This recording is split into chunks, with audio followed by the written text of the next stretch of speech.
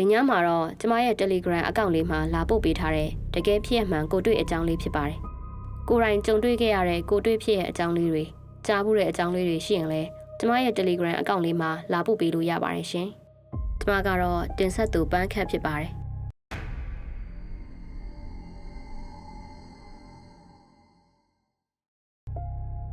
ညီမအသက်73နှစ်လောက်ကပါ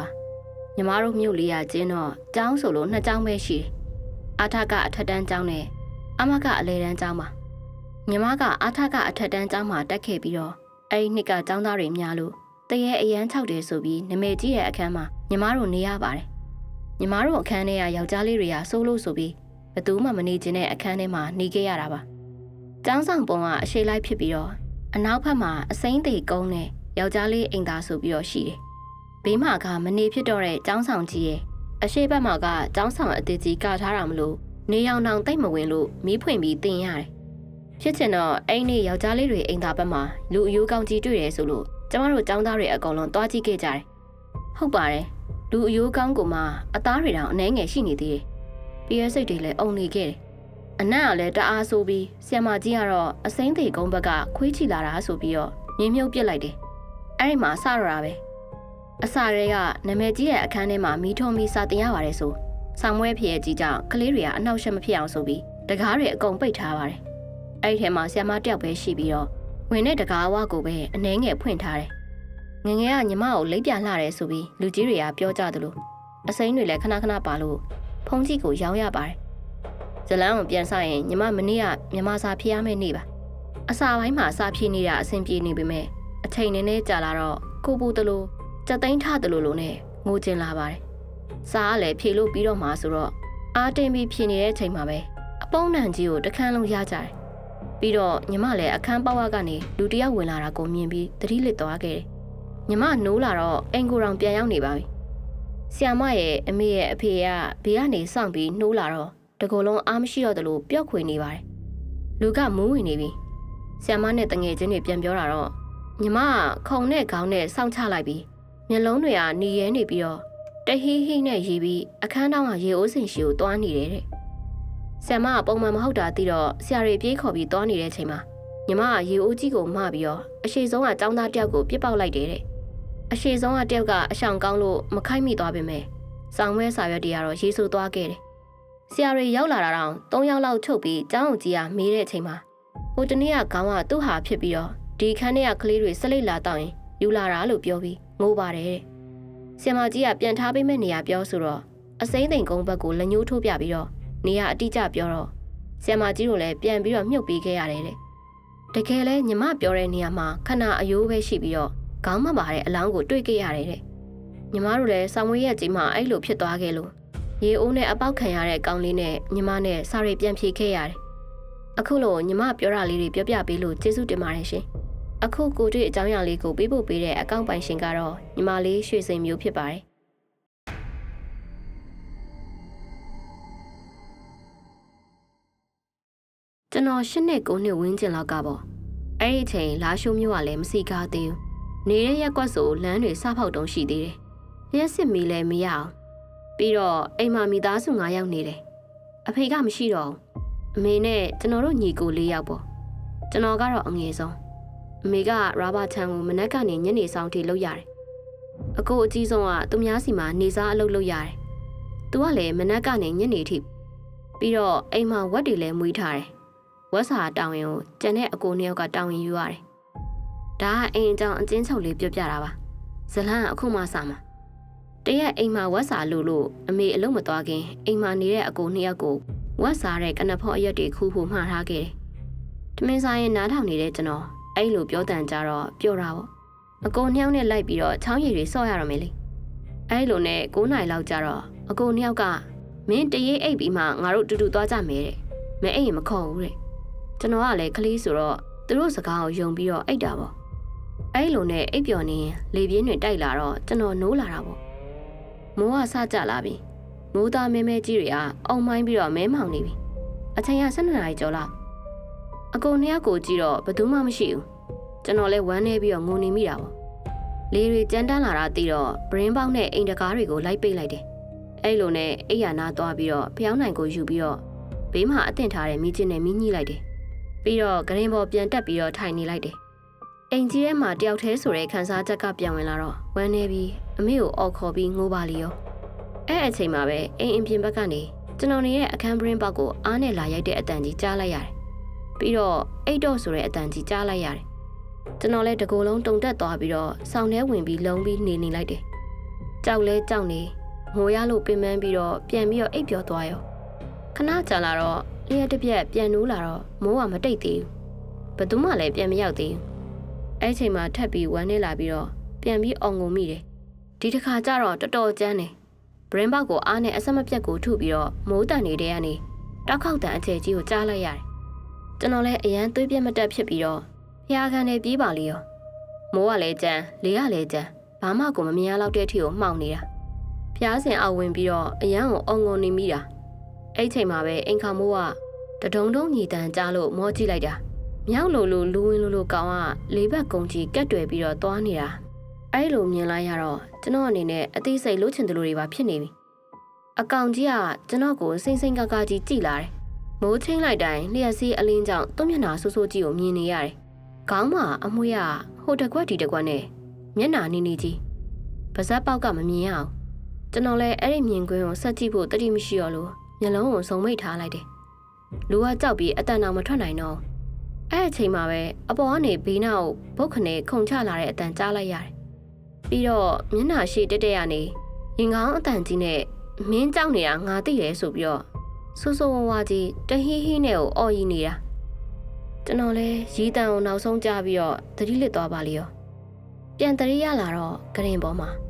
ညလည်းရောက်နေပြီအကိုနှစ်ယောက်ကဘေးနားမှာမျက်ရည်ကိုစီနဲ့ကျွန်တော်လဲသားဘာဖြစ်တာလဲလို့ပြောတော့မသိဘူးတဲ့အမေပြန်လာတော့မင်းဖျားခန်းထဲမှာခွေလေးအိတ်နေတာတဲ့ငါတို့ကအခုမှရောက်တာအမေရိုက်ထားလို့မင်းနာလာထိုင်ငုံနေတာတဲ့ဗျာကျွန်တော်လဲကြုံရသမျှတွေပြောတော့တဲ့အိမ်လုံးကယုံတဝက်မယုံတဝက်နဲ့အမေကတော့ချက်ချင်းပဲရက်ွက်ထဲကအင်းစာလိုလိုတွေထိုးထားတဲ့ရှမ်းဆရာကြီးကိုခေါ်လာတယ်ဆရာကြီးကအိမ်ထဲခြံကိုပါးစပ်ကနေပွားစီနဲ့ရွတ်ပြီးတော့ငေါငန်းလိုက်တယ်ပြီးတော့ခြံပတ်လေထောင်းတွေမှာလဲစာရွက်တွေကိုလိုက်မြုပ်လိုက်တယ်ကျွန်တော်ကိုလည်းအထီကျိုးအနီလေးတွေနဲ့ရစ်ထားတဲ့ကျိုးလေးကိုလည်းလဲဘေးမှာဆွဲပြီးတယ်အဲ့ဒီကစပြီးတော့ဘာအတန်းမှမကြားရတော့သလိုအခုဆိုလာရှုံမြူကြီးလဲစီကားနေပါပြီကျွန်တော်လဲ16နှစ်တိုင်အောင်မမေ့နိုင်တဲ့အဖြစ်အပျက်တစ်ခုပါကျွန်တော်တို့ငယ်ဘွားဆိုတာကလည်းစူးစမ်းကျင်စိတ်တွေနဲ့ပြည့်နှက်နေတာကိုအဲ့တော့ကကျွန်တော်အသက်20လောက်ပဲရှိအောင်ပဲတရက်ကျွန်တော်တငယ်ချင်း2ယောက်ဖြစ်တဲ့ကျော်စော်နဲ့ဝင်းနိုင်တို့နဲ့အတူရွာဆုံးကတောဆက်ကိုငားမြဖို့ထွက်ခဲ့ကြတယ်အဲ့ဒီနေရာကရွာနဲ့အတော်လေးဝေးတယ်ပြီးတော့လူသူအရောက်ပေါက်လဲအလွန်နေတဲ့နေရာပေါ့နေ့လယ်ပိုင်းကတော့အေးအေးဆေးဆေးပဲဒါပေမဲ့ညနေ4 နာရီလောက်ရောက်တော့ကောင်းကင်ကြီးရဲ့ရုတ်တရက်အုံမိုင်းလာတယ်တောထဲမှာဆိုတော့လေတွေကတဟူးဟူးနဲ့တိုက်နေတာငါးမြားတန်တွေကိုတင်ပြီးတော့ပြန်ဖို့ပြင်တယ်ဒါပေမဲ့မိုးဟာတဲကြီးမဲကြီးကိုရွာချလာတာပဲကျွန်တော်တို့လည်းအနီးနားမှာရှိတဲ့အဖိုးစိန်ရဲ့တဲအိမ်စီကိုပြေးပြီးတော့သွားခိုခဲ့ကြတယ်အဲ့ဒီတဲအိမ်ကလွန်ခဲ့တဲ့အနှစ်20လောက်ကလေးကလူမနေတော့တာအဖိုးကြီးစိန်ဆိုတာကလည်းရွာမှာအထီးကျန်သမားတရားတောထဲမှာတစ်ခုံရင်နဲ့နှလုံးရောဂါနဲ့ဖြစ်ပြီးတော့ဆုံးသွားတာဘယ်သူမှလည်းအဲ့ဒီဘက်ကိုမလာရဲကြဘူးတဲအိမ်ကတက်သားတွေကပုတ်တိုးနေပြီတကားတွေကလည်းလေတိုက်ရင်တက်ကျွတ်ကျွတ်နဲ့မြည်နေတယ်အထက်ရောက်တော့ဖုံနှံ့တွေပုတ်ဆိုးနေတဲ့အနံ့တွေကျွန်တော်တို့ကိုကြိုးစိုးနေသလိုပဲမိုးဟာတညလုံးရွာမဲ့ပုံစံမျိုးကျွန်တော်တို့လည်းတဲအိမ်ရဲ့ကျမ်းပြင်မှာပစိုးတွေခင်းပြီးတော့ထိုင်နေကြတယ်နီးကျစ်တစ်လုံးတော့ပါတယ်ဒါပေမဲ့ထက်ခါတော့ချစ်မနေရဲဘူးအဲ့ဒီချိန်မှာတခုခုကိုသတိထားမိလိုက်တယ်တဲအိမ်ထဲမှာမိုးတန်တွေကကြားနေရပေမဲ့တဲအိမ်ရဲ့အတွင်းပိုင်းကတော့တကယ့်ကိုအေးဆက်ဆက်နဲ့တိတ်ဆိတ်နေတယ်လေးတောင်မတူဟဲ့ကောင်လေးမင်းတို့ကြားလားကျော်စောကတူတူလေးမိတယ်ကျွန်တော်နားဆွန့်လိုက်တယ်တဲအိမ်ရဲ့နောက်ဖေးကနေတကြောက်ကြောက်ဆိုတဲ့အတန်တစ်ခုကထွက်လာတယ်အစတော့အိမ်ခေါမိုးပေါ်ကတစ်ကိုင်းတွေကြတာလို့ထင်ခဲ့တာဒါပေမဲ့အဲ့ဒီတန်ကအိမ်ရဲ့ကျမ်းမြေပေါ်မှာလူတစ်ယောက်ဖြည်းဖြည်းချင်းရှောက်နေတဲ့အတန်နဲ့တူတယ်ကျွန်တော်တို့3ယောက်လုံးမျက်နှာချင်းဆိုင်မိကြတယ်ဘယ်သူမှစကားမပြောရကြဘူးအတန်ကပိုနီးလာတယ်တဲအိမ်ရဲ့နောက်ဖေးအခန်းကနေကျွန်တော်တို့ရှိတဲ့အခန်းလေကိုတဖြည်းဖြည်းနဲ့နီးလာတာဝင်းနိုင်ကကြောက်လန့်ပြီးတော့ကျွန်တော်လက်မောင်းတင်းတင်းလေးဆုပ်ကင်ထားတယ်ကျွန်တော်မီးချစ်ကိုတစ်ချက်ချစ်လိုက်တော့မီးတောက်လေးကအခန်းတစ်ခုလုံးရောင်ပြန်ဟက်သွားတယ်ကျွန်တော်အရှိ10ပေလောက်အကွာမှာလူတစ်ယောက်ရက်နေတယ်သူကခေါင်းငုံထားတယ် အဝတ်စားတွေကအိုးဟောင်းပြီးတော့ရှုပ်နေရပေးကြံနေရပဲအရေးကြီးဆုံးကသူဟာအသက်ရှူနေတာအဲ့ဒီအသက်ရှူတန်းကအသက်ရှိတဲ့သူတွေရဲ့အသက်ရှူတန်းနဲ့မတူဘူ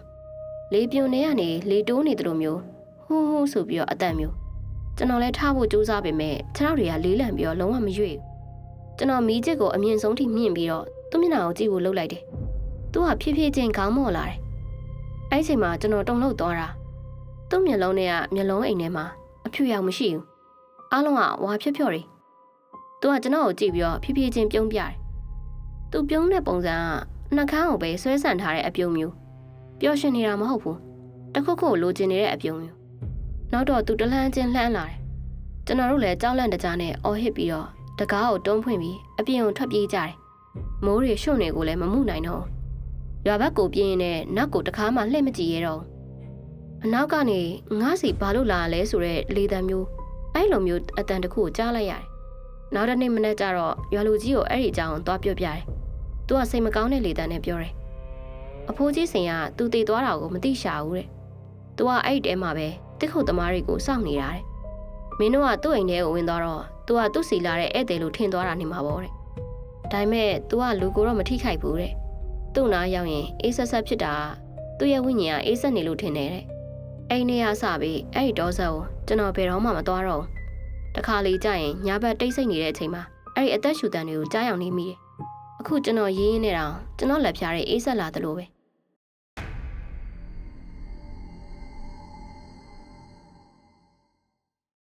ဲဒီအကြောင်းကကျွန်တော်တငယ်ချင်းတယောက်ရဲ့တိုက်ခန်းမှာဖြစ်ခဲ့တာပါ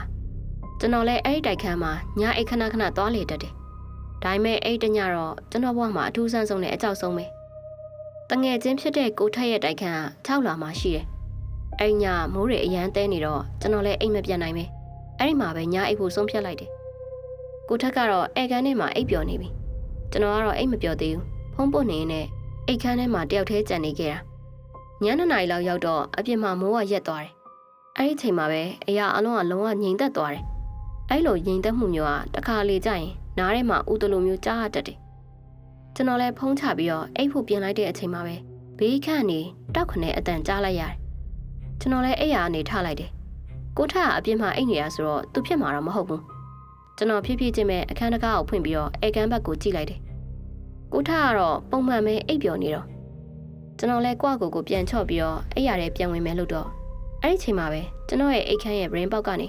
တဖြည်းဖြည်းလှုပ်ရှားနေတဲ့အရေးတစ်ခုကိုမြင်လိုက်ရတယ်အဲ့ဒီတိုက်ခန်းက6လွှာလေးအပြင်ဘက်မှာဘယ်သူမှရှိနိုင်စရာအကြောင်းမှမရှိတာဒါပေမဲ့ brain ပေါက်မှန်ပေါ်မှာလက်ဝါးရကြီးကတဖြည်းဖြည်းချင်းပေါ်လာတယ်အဲ့ဒါဖုံနေပင်နေတဲ့လက်ဝါးရမဟုတ်ဘူးရင်ငွေ့တွေနဲ့ရေးဆွဲထားတဲ့လက်ဝါးရကြီးကျွန်တော်မှကြောက်လွန်းလို့အသက်တောင်မရှူရဲတော့ brain ပေါက်ကိုကြည့်နေရင်လည်းတစုံတယောက်က brain ပေါက်ကိုအသားလေးတွန်းဖွင့်လိုက်တာကိုမြင်လိုက်ရတယ်အခန်းကလည်းလေးလေးဝင်လာတယ်ပြီးတော့တကားပေါက်ကနေလူတယောက်ဝင်လာတယ်လို့မျိုးပဲဒ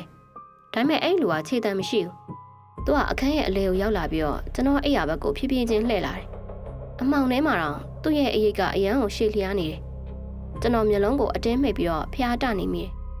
အဲ့ဒီချိန်မှာကျွန်တော်6နာကနေအိယာခင်းတွေအသားလေးဖိချတယ်လို့မျိုးခံစားလိုက်ရတယ်ပြီးတော့တယောက်ကကျွန်တော်ကိုငုံကြည့်နေတယ်လို့မျိုးလဲခံစားချက်ကြီးကျွန်တော်မနေနိုင်တော့ဘဲနဲ့မျက်လုံးကိုဖွင့်ကြည့်လိုက်တယ်အဲ့ဒီချိန်မှာကျွန်တော်မျက်နှာနဲ့2 လမ်းမလောက်ပဲဝေးတဲ့နေရာမှာမျက်နှာဖြော့ဖြော့ကြီးတစ်ခုကိုမြင်လိုက်ရတယ်မျက်လုံးတွေကမရှိဘူးအပဟောင်းလောင်းနေဖြစ်နေတယ်ပြီးတော့ပါဇက်ကလည်းတစုံတစ်ခုကိုပြောဖို့စူးစမ်းနေတယ်လို့မျိုးသူကကျွန်တော်နာနာကိုကပ်ပြီးတော့မင်းငါနေရာကိုလာမအိတ်နဲ့လေတဲ့အဲ့လိုလေးတန်တူတူလေးပြောလိုက်တယ်ကျွန်တော်လည်းအလန့်တကြားနဲ့အော်ဟစ်ပြီးတော့အိယာပေါ်ကနေလူးလဲထပြီးအိတ်ခန်းထဲမှာရှိတဲ့ကိုထက်ကိုအတင်းနှုတ်ပြီးတော့အဲ့ဒီခန်းထဲကိုမီးဖွင့်ပြီးဝင်ကြတာပေါ့အခန်းထဲမှာဘာမှလည်းမရှိဘူးဒါပေမဲ့ brain box ကတော့ပွင့်လျက်သားပဲ brain box မှန်မှာတော့လဝါရကြီးတစ်ခုကတော့ကြံနေခဲ့တယ်နောက်ရက်မှကိုနဲ့ရင်းနေတဲ့ပေါင်ရင်းကျင်ကအန်ဒီကြီးတွေမိကြည့်တော့အဲ့ဒီခန်းမှာတယောက်တည်းနေတဲ့လူတယောက်တော့ရှိတယ်တဲ့သူနေခဲ့တာတော့ကြာပြီတဲ့တယောက်တည်းနေရင်လည်းရုတ်တရက်ဆုံးသွားခဲ့တာလို့တော့ကြားတယ်ကျွန်တော်လည်းအဲ့ဒီနေရာစပြီးတော့ဘယ်တော့မှအဲ့တိုက်ခန်းအောင်မသွားတော့ဘူးတခါလေကြာရင်ညာဘက်တိတ်ဆိတ်နေတဲ့အချိန်တော့ကို့ဘာသာတယောက်တည်းစိတ်ချောက်ချားနေခဲ့တာအခုလိုကိုတွေ့ကြုံတွေ့ခဲ့ရတဲ့အဖြစ်ပြက်လေးတွေကြားဘူးတဲ့အဖြစ်ပြက်လေးတွေရှိရင်လေကျမကို Telegram Channel လေးမှာပေးပို့လို့ရပါတယ်ရှင်။နားဆင်သူပရိသတ်များအားလုံးကိုစိတ်နှပြရွှင်လန်းချမ်းမြေ့ကြပါစေရှင်။ ကျမကတော့တင်ဆက်သူပန်းခတ်ဖြစ်ပါတယ်ရှင်။